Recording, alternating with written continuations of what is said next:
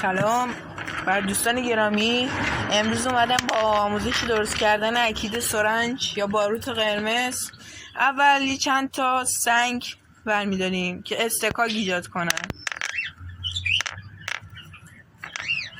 بعد این پودی اکیدی که می‌بینید داریم کمی داخلش می‌بینید.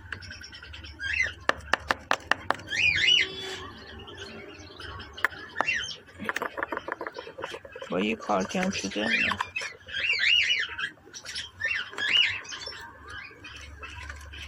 یکم این داخلش.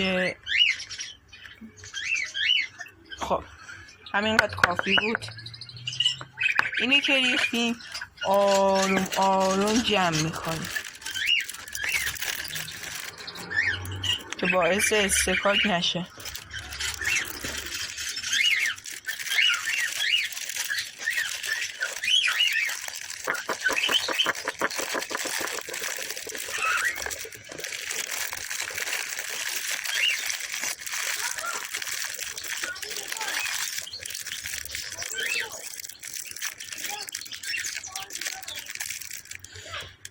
بعد با این کاری که کردیم قشنگ چسب رو میزنیم.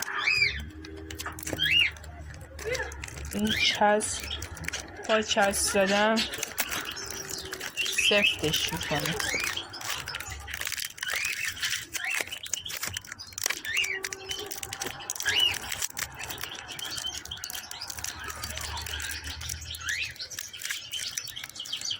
الان اکید ما آماده است.